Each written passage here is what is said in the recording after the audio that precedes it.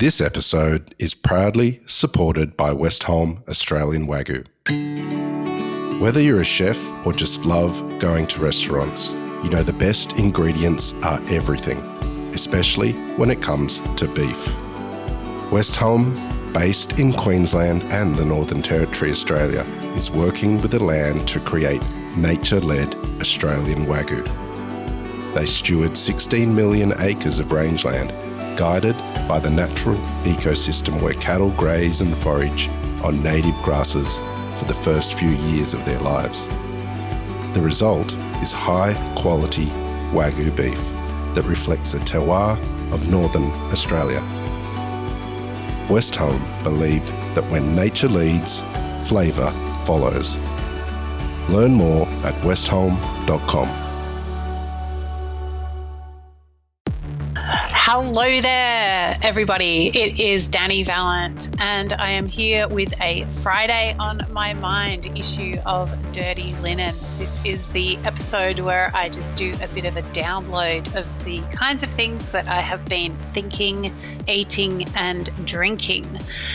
So I have been to Tasmania, and I arrived there on a small plane. I've never done that before. I was fortunate to fly down on a little 16 or 14-seater propeller plane with the team from Pure South restaurant. Pure South is a restaurant, it's just celebrating 20 years at Southgate in Melbourne, and I recently reviewed it for The Age Good Weekend magazine. Gave it a hat. I thought it was great. It's an incredibly consistent project from this restaurant where they source most of their produce from Tasmania, from small farmers for the most part, and really foster those deep connections with producers down south, and turn them into two different experiences for Melbourne diners. There's a more casual restaurant downstairs and a fine dining experience upstairs. I thought it was all really well realised. And, you know, it's pretty clever. I'm seeing this so much at the moment where a restaurant has a couple of different streams to its offering. They're able to, let's say, buy a whole lamb and use the prime cuts in the restaurant and the secondaries through a bar menu or a more casual dining experience menu. And yeah, it's just so clever to make the most of produce in that way, and I guess also offer different levels of experience for regulars. So yeah, started on King Island, flew from Moorabbin to King Island, checked out some cheese and some beef there, and then flew over to the mainland, or not the mainland, but the main bit of Tasmania, the island, and went to a pig farmer, a winery, and then continued the following day down to Launceston, where we made a few producers podcasts, which will appear on the network soon. This was the third year in a row that we've covered agricultured for the community in Northern Tassie. It's a festival for farmers, and the highlight of the festival, at least for us, is going to, and in this case, I hosted a producers dinner at Grain of the Silos. So Silo Hotel is part of the Peppers Group. So it's a big hotel group, but it's an incredible food program where they really genuinely use local produce and put it all through the property, including the room service. But for this beautiful celebration dinner, at Grain, which is the main restaurant there, Massimo Mele and his team welcomed farmers from across the region and used their produce in a dinner. It was an absolute delight, just a really genuine, beautiful feeling in the room. I have, since we last spoke, I have been eating my way around Sydney as well, and a couple of experiences really highlighted for me the absolute joy of stumbling upon places, not because they're new, not because they are buzz venues, but simply because you're in a place or you're wondering about a certain cuisine and you just hunt these places out. So one of those was Komaru, a sushi place in Neutral Bay. North Sydney is pretty well known for its high quality sushi. So there were a lot of choices when I was in that part of the world and felt like sushi. I'm so happy that I chose Komaru, which is this tiny little bolt hole for great Japanese cuisine. I think it's been there about 14 years. And I was instantly drawn to the blackboard of specials, which was seafood that I reckon had been picked up at Sydney Fish Market that morning. And it was just exciting to have local, wild caught Australian seafood in front of me. There was just delicious prawns, calamari, mackerel, flathead sashimi, which I reckon was a first for me to have flathead sashimi, and it was delicious. There was, I think, a monkfish liver stew, and it was really amazing. Yeah, just loved it. We made a little video there, so we'll get ourselves organised and share that soon. Another place not far from there, also north of the bridge, is Mum and Dad's, a Lebanese place. And that is just really lovely home-style Lebanese food in a very casual setting. I've eaten there a couple of times. The first time, Mum, the namesake mum from the restaurant, was in the house, and she definitely brought the experience to life. Felt really like visiting someone in their home. Mum wasn't there this time, so the service experience, I'd say, was a little bit less I don't know, felt less hugged by the restaurant, but the food was really good. I have been eating my way around Melbourne, as always. A few places that I have loved recently are, well, one is Northern Soul. So Northern Soul is a chip shop, and it's in St Kilda. They do, I suppose they're celebrating English and Irish fast food culture. And as I wrote in my review, I don't often think that the words fast food and culture necessarily go together. But when I was chatting to the owners, who are from Manchester, they were really talking with great fondness about their experiences of gathering with a bunch of families for takeaway on a Friday night in the north of England. And they brought some of that culture and the joy around it to St Kilda.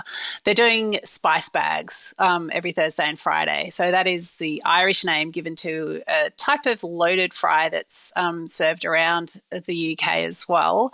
So it's, yeah, they source potatoes from a particular farmer in Gippsland. They're tossed with a secret spice mix and some chicken nuggets, and then there's a curry sauce. Yeah, it's cool. You know, as so often happens, you find the more you think about food and eat food and write about it, you find connections. So I had this curry sauce at Northern Soul, and then I went on to visit Kare, which is a Japanese curry house, and just, you know, schooled up on the phenomenon of katsu curry. So the sort of sweetish, peppery, mustard-y brown curry sauce that's part of katsu curry and is also the type of curry sauce that's served in English and Irish chip shops. So Japanese curry uses, I guess, Indian spices, but they were sort of adopted by the British during colonial times. The British Navy got into this curry. They took it to Japan, and in Japan, as Japan does so well, it absorbed it, it adopted it, it adapted it, and it turned it into this whole culture of Japanese curry, which is very home style, but also there are lots of curry restaurants. And Kare in Melbourne, owner Akiko missed the Japanese curry that she remembered from primary school and from Tokyo. She missed this curry so much during COVID that she decided to open a restaurant devoted to it. Also as part of an outreach project, I suppose, to bring to Melbourne a style of Japanese food that she thought, yeah, well, that does go beyond sushi, sashimi, gyoza, the kind of typical Japanese restaurants that you see around, although there are so many Japanese specialist restaurants in Australia now, and it is very exciting. A little bit of a different dining experience that I had recently was Carnation, which is a new restaurant in Fitzroy. I loved writing about it. I loved eating at it, but I knew while I was there, I was like, oh, this is going to be so much fun to write about.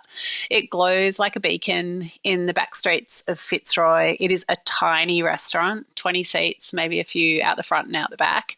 And it is designed and run by Audrey Shaw, who trained as an architect, and I think has brought a lot of that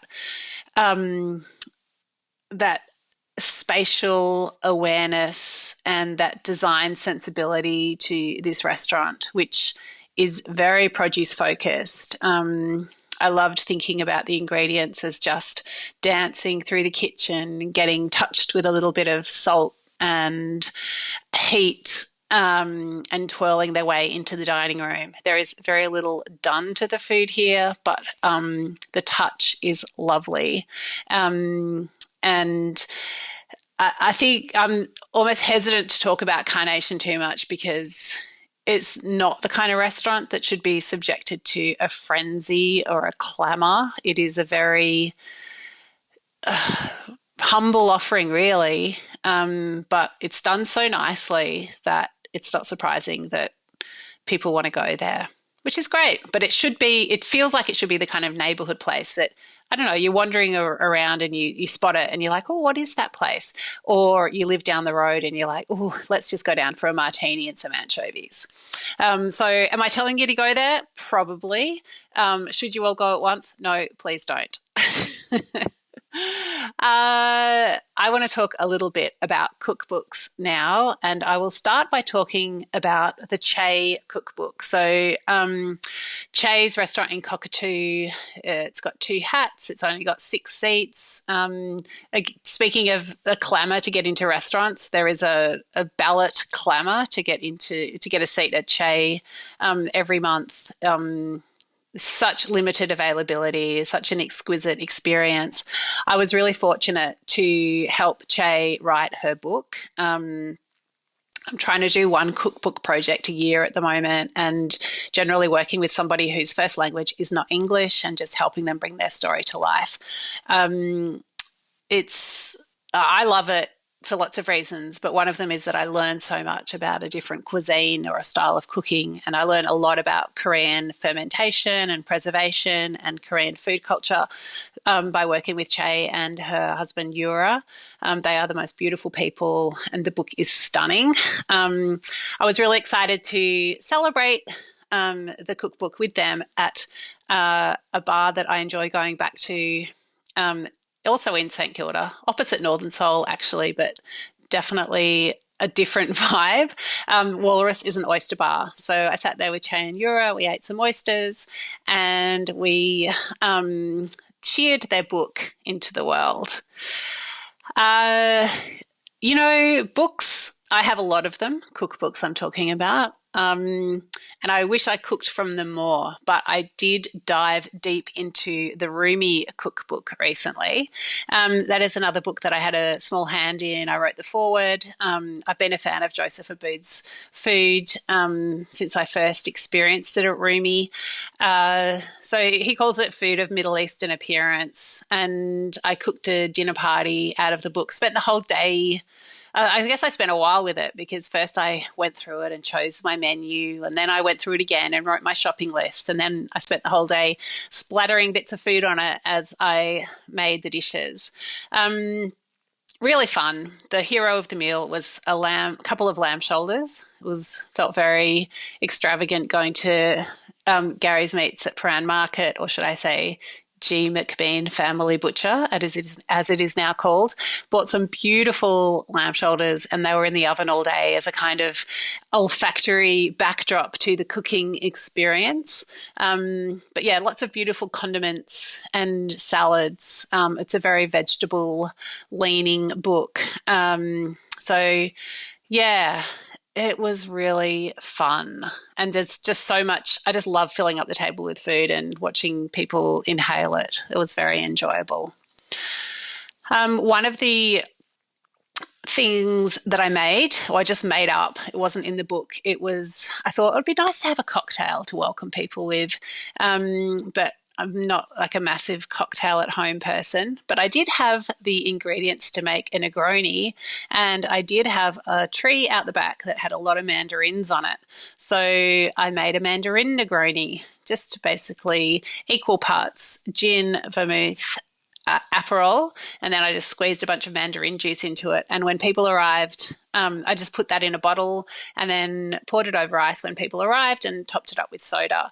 And it was yum. So I think I enjoyed the seasonality of that. I felt very proud that there were some mandarins on my little tree, and it was a really nice welcome. There is, I think, one mandarin left. I've had to share them with the possums and the crows, but that's okay because spring is coming. It's been unseasonally, and when I say that, I also say scarily warm for these late spring days in Melbourne. I can't deny that I enjoy feeling the warmth and seeing the sunshine. It's been really, really beautiful, but it also makes me a little bit scared. I hope we don't have too hot a summer ahead in this changing world of ours. But overall, I'm feeling optimistic and I'm feeling good right now in this moment. So I'll try not to bring that down for myself and for you. I am going out for dinner tonight to somewhere very nice and a little bit fancy, taking my daughter out for her birthday. I won't tell you where it is, but I will tell you her nickname for the restaurant. She's calling it Gimme. Can you guess where it is? I will leave you with that puzzler and hope you enjoy your Friday and your weekend. Whether you are working, whether you are playing or simply relaxing, I hope it is a good one. That is what is on my mind this Friday. Thanks for listening, and I'll catch you soon. This is Dirty Linen, and I'm Dani Valent. We air the issues that the hospitality industry finds hard to talk about, hearing from different people with unique perspectives. We want to hear from you as well. If you have something that needs to be said about a topic, get in touch so we can include your perspective. Contact us at dirtylinenat deepintheweeds.com.au or hit us up on Insta at Dirty Linen Podcast. We can't wait to hear from you.